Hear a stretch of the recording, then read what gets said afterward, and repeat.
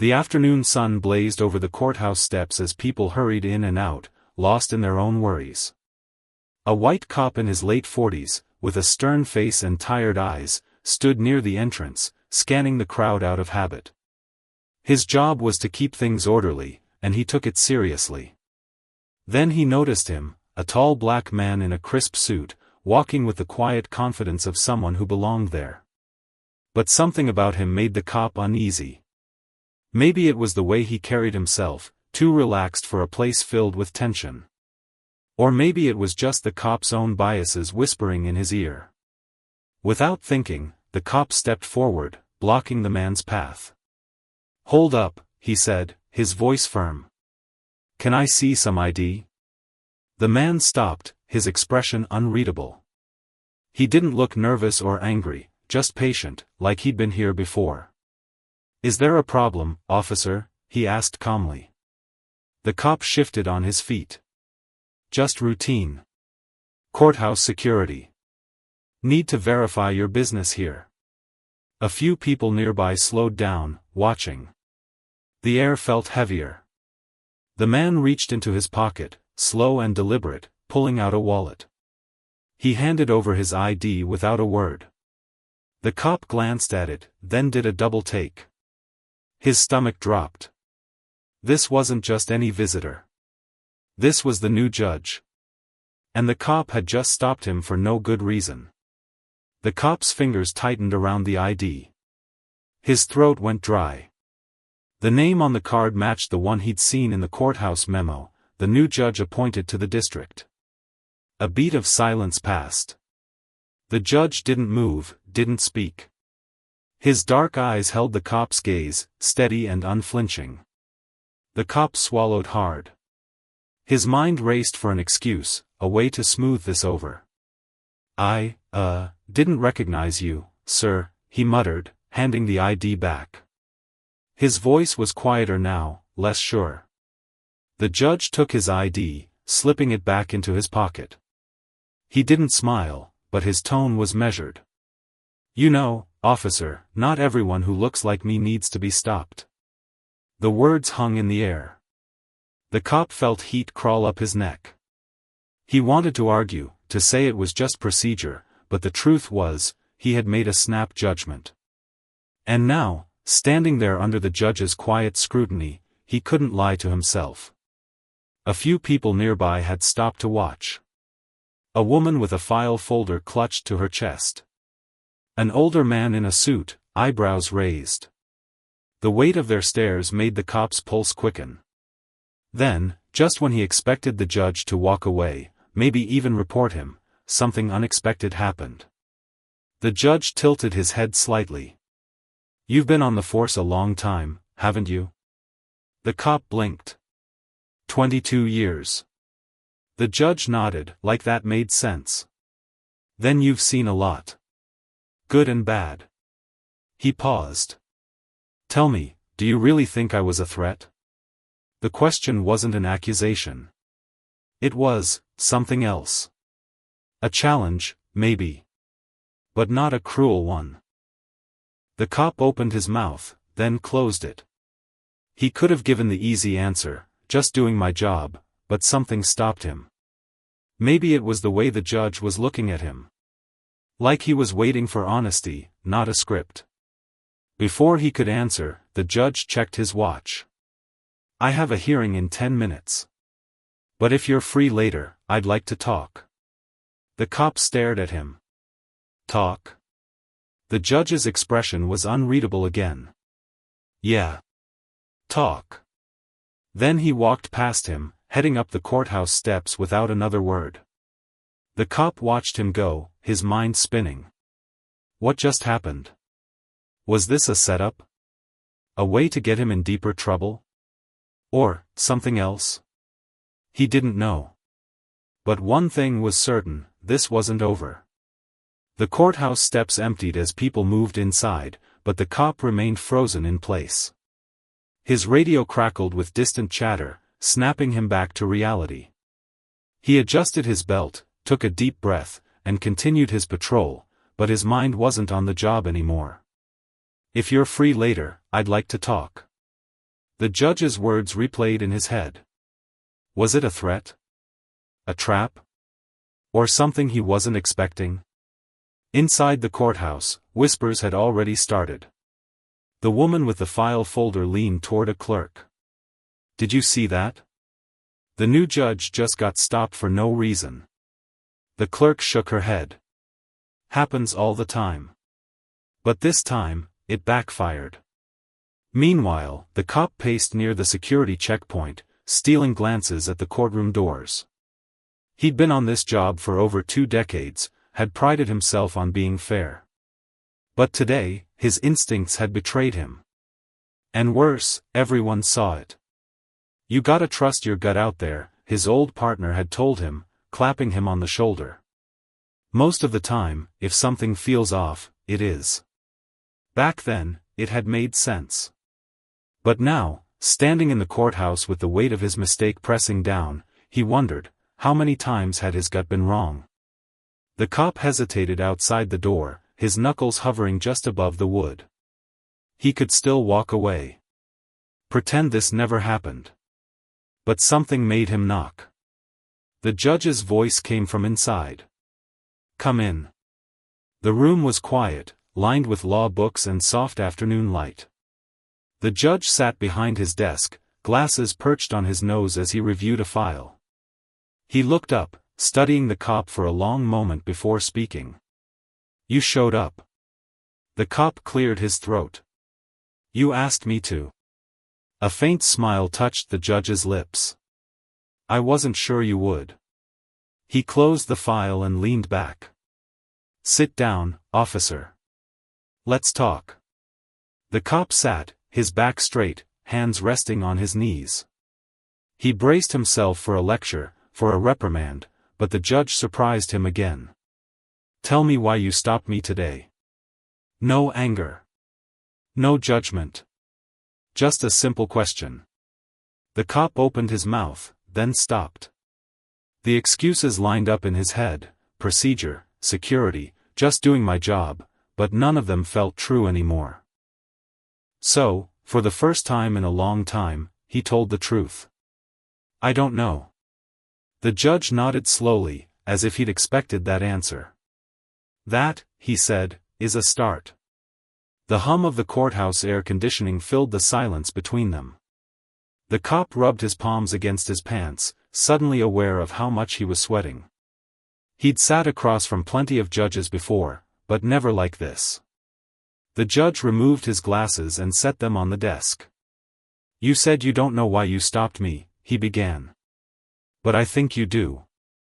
You just haven't put words to it yet. The cop opened his mouth to protest, then stopped. The judge wasn't attacking him. His voice carried the same calm authority he probably used in his courtroom, firm, but not unkind. Tell me, the judge continued, when you first saw me walking up those steps, what went through your mind? The cop shifted in his chair. He wanted to give the right answer, the professional one. But something about the judge's steady gaze made dishonesty impossible. You stood out, he admitted slowly. The judge nodded. Because of my suit? My briefcase? Or because of my skin? The directness of the question hit like a punch. The cop's first instinct was to deny it, but the memory flashed clear in his mind. The split-second decision. The automatic suspicion. The way his hand had twitched toward his belt before the man even reached the doors. The judge watched the realization dawn on the cop's face. It's okay, he said quietly. I already know the answer. What matters is whether you know it too. A knock at the door made them both turn. A young clerk peeked in. Judge, your 3:30 is here. The judge checked his watch. Give me 5 minutes. When the door closed again, he stood, buttoning his suit jacket. We'll continue this conversation. Tomorrow, same time. The cop stood too, confused. You're not reporting this? The judge paused at the door. If I wanted to get you in trouble, I wouldn't have asked you here. He turned the knob. This isn't about punishment. It's about understanding. As the door clicked shut behind him, the cop remained standing, staring at the empty chair. For 22 years, he'd believed he was one of the good ones. Never used excessive force. Never said the quiet part out loud. But today, in this quiet office, he'd come face to face with a truth he'd avoided his entire career. He walked out of the courthouse in a daze. The afternoon sun felt different now, harsher, like it was exposing everything. His partner waved from across the parking lot. "Hey, heard you had an interesting day," the younger officer called with a chuckle. "Stopped the new judge? That's gotta sting." The cop didn't laugh along. He just nodded and kept walking to his car. The joke, the way his partner said it like it was just some funny mistake, suddenly made him sick. Because it wasn't funny. And it wasn't just a mistake. It was a pattern. And for the first time, he was seeing it clearly. The cop sat in his parked car, gripping the steering wheel until his knuckles turned white. The judge's words echoed in his mind like a relentless drumbeat. It's about understanding. Understanding what? That he'd messed up? That he'd been wrong? He already knew that. Or did he? His phone buzzed, a text from his wife. "Dinner at 7? He stared at the screen. How could he sit at the dinner table and act normal when his entire worldview was cracking open? The cop pushed his food around his plate while his wife talked about her day. The TV played softly in the background, some news report about another police incident. "You okay?" his wife asked. "You've been quiet." He set his fork down. "Had a weird day at work." She waited, but he didn't continue. After 20 years of marriage, she knew when to push and when to let it be. She reached over and squeezed his hand. Whatever was eating at him, it was serious. The cop walked into the station feeling like everyone was watching him. Maybe they were. News traveled fast in a small department. His lieutenant clapped him on the shoulder. "Heard you met the new judge in a memorable way." The older man chuckled. "Don't worry about it. Happens to the best of us." The cop forced a smile but said nothing. That was the problem, it shouldn't happen. And the fact that his lieutenant brushed it off so easily made his stomach turn. As the morning briefing started, he found himself noticing things he'd never paid attention to before: the offhand jokes, the coded language, the way certain neighborhoods were always described as problem areas. Had he always been part of this? Had he enabled it? The cop stood at his usual post, but everything felt different. He watched people come and go, really watched them for the first time. An elderly black man in a worn suit hesitated at the entrance, glancing nervously at the officers. A young Latina mother clutched her child's hand tighter as she passed security. How many times had he mistaken caution for guilt? How many people had he made feel this way without even realizing it? The cop hesitated outside the door again. Part of him wanted to turn around and leave. Facing the judge meant facing himself, and that was terrifying. But he knocked. The judge looked up from his paperwork. "You came back. You said we weren't done." The judge gestured to the chair. "No, we're not." The cop sat, bracing himself. "So what now? You psychoanalyze me? Make me admit I'm some kind of racist?" The judge didn't flinch.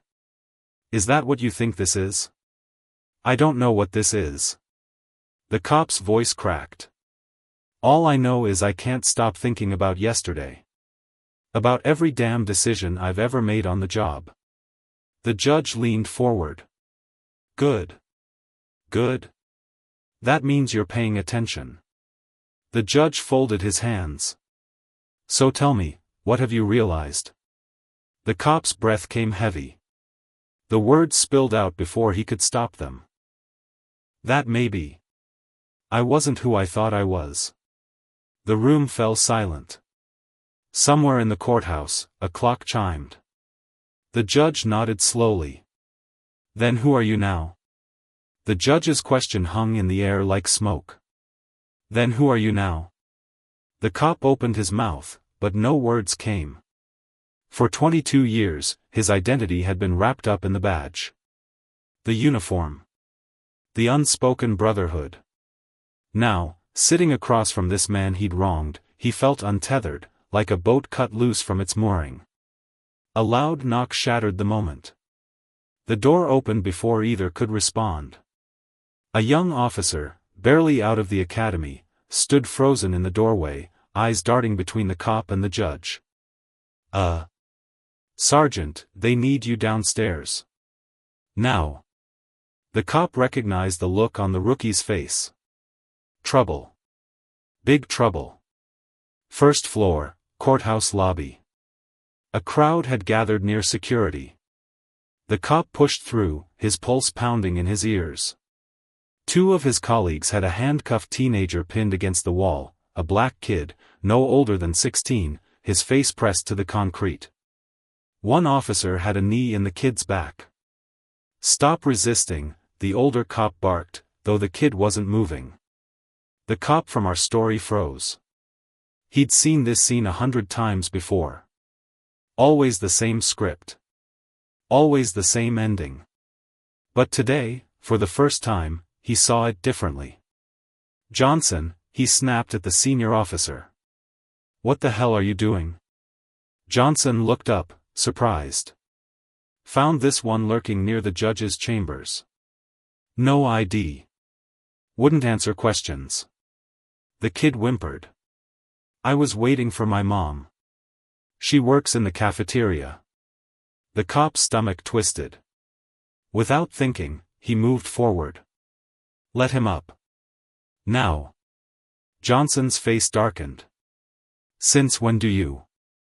"I said now." A hush fell over the lobby. Even the spectators holding up their phones stopped whispering. Slowly, reluctantly, Johnson removed his knee. The kid scrambled up, tears cutting tracks through the dust on his cheeks. The cop turned to the crowd. "Show's over." Then, quieter, to the kid, "You okay?" The boy nodded, trembling. Behind them, the elevator dinged. The judge stepped out, taking in the scene with one sweeping glance. His eyes met the cop's. Something unspoken passed between them. The cop sat in his car, replaying the day on a loop. His phone buzzed non-stop, calls from the union rep, texts from colleagues. Word had spread fast. "Since when are you the social justice warrior?" one text read. "Careful, your new best friend might give you a medal," read another. He turned the phone face down. The passenger door opened suddenly. His lieutenant slid into the seat, the smell of coffee and stale cigarettes clinging to his uniform. "Rough day," the older man said, not a question. The cop stared straight ahead. "We were wrong today. We're wrong a lot." The lieutenant sighed. "Listen, I've been doing this job 30 years. You start second-guessing every little thing, you'll get yourself, or someone else, killed." The cop finally turned. "That kid today wasn't a threat. You know it." "I know it." Hell, Johnson knew it. The lieutenant studied him for a long moment. "You really going to die on this hill?" The cop thought about the judge's question. "Who are you now?" He knew the answer. "Yeah," he said quietly. "I think I am." The cop walked into the precinct the next morning to complete silence. The usual buzz of conversation died the moment he stepped through the doors. Eyes followed him, some curious, most hostile. His locker had been vandalized, the word "traitor" scrawled across it in black marker. He reached for his coffee mug, only to find it filled with cigarette butts. "Oops," someone muttered behind him. A few muffled laughs. The lieutenant's office door was closed, but through the glass, the cop could see him in deep conversation with Johnson and two union reps. Their glances toward him said everything. The judge caught him during lunch break, appearing like a shadow at his usual bench outside. "Heard about yesterday," the judge said, sitting beside him. That took courage. The cop snorted. Courage? Maybe. Stupidity? Definitely. He stared at his untouched sandwich. They're gonna force me out. Quietly, but it's coming. The judge studied him. What will you do? What can I do? I'm 48 years old. This job is all I know. The judge reached into his briefcase and slid a business card across the bench. Community Outreach Director at the Urban Justice League. They need someone who understands both sides. The cop stared at the card like it might bite him. You're joking. Your record's clean. You saw the truth and had the guts to act on it. The judge stood. Think about it. As the judge walked away, the cop turned the card over in his fingers. The weight of it felt terrifying. And exhilarating. His wife was waiting at the kitchen table, 2 glasses of wine poured. The TV was off. So, she said. We need to talk. He slumped into the chair, bracing for the worst. Instead, she slid her phone across the table. A news article showed the courthouse incident, with his face clearly visible helping the teenager. The headline read, Veteran Officer Breaks Ranks in Controversial Confrontation. I got 3 calls today, she said quietly. My sister. The school principal. Pastor Williams. She took a deep breath. I've never been prouder of you. The cop's eyes burned. All day, he'd prepared for condemnation, from his colleagues, his friends, his own family. But this. She pushed the wine toward him. Whatever comes next, we'll face it together. He clutched the business card in his pocket like a lifeline. The lieutenant called him in. The office smelled like stale coffee and resignation. Effective immediately, you're reassigned to desk duty, the older man said without looking up. Pending review. The cop nodded. He'd expected worse. 22 years, the lieutenant mused. Hell of a way to throw it away. The cop stood slowly, his badge suddenly heavy on his chest. No, sir. 22 years, and I'm just starting to understand what it means to wear this. He closed the door gently behind him, the business card burning a hole in his pocket. The cop sat in his car outside the Urban Justice League office for 20 minutes before turning off the engine. The building was nothing like the precinct, colorful murals covering the walls, a community over policing banner fluttering above the door. Everything about it screamed not for you. His phone buzzed. Another text from Johnson, heard you're job hunting. Don't let the door hit you. He pocketed the phone and stepped out into the rain. A young black woman at the front desk eyed him warily as he approached. Can I help you? The cop opened his mouth, but before he could speak, a familiar voice called from down the hall. He's with me. The judge stood in a doorway, out of his robes, wearing just a simple button-down shirt. He looked different, softer, but no less commanding. The cop followed him into a small conference room where 3 others sat around a table, a Latina community organizer, a black reverend, and a white woman with ACLU printed on her laptop sticker.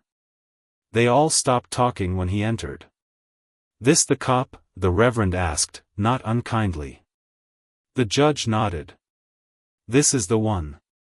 Microphones crowded the table as the cop adjusted his collar. He'd worn a suit for the first time in decades, no badge, no gun. Just him. The judge spoke first, announcing the new police accountability initiative. Then he turned the mic over. The cop's hands shook as he pulled out his notes. The flashbulbs blinded him. My name is... He stopped. Started again. For 22 years, I was Officer Daniels. I believed I was one of the good ones. He looked up at the crowd. But good isn't good enough anymore. He told them everything, the casual racism at the precinct, the times he'd looked the other way, the moment he realized he'd become part of the problem. When he finished, the room was silent. Then the Reverend began to clap. Soon the whole room joined in, except for one reporter in back, his old lieutenant, arms crossed, face unreadable. The cop, no, James now, stood before a packed church basement. The same woman who'd once eyed him warily at the front desk now handed him markers for the whiteboard. As he outlined the new Neighborhood Watch program, he spotted familiar faces in the crowd, the teenager from the courthouse, sitting with his mother, the judge in the back row, nodding along, his wife, beaming with pride. Afterward, an older black man approached, gripping a cane. "My grandson got arrested last week," the man said. "They say he matched a description." James knew this story. He'd heard it 100 times. But now, instead of making excuses, he pulled out his notepad. "Tell me what happened. Let's get it on record." As the man spoke, James caught his reflection in the church window, no uniform, just a man in a sweater, listening. Really listening. It wasn't redemption. It wasn't forgiveness. But it was a start.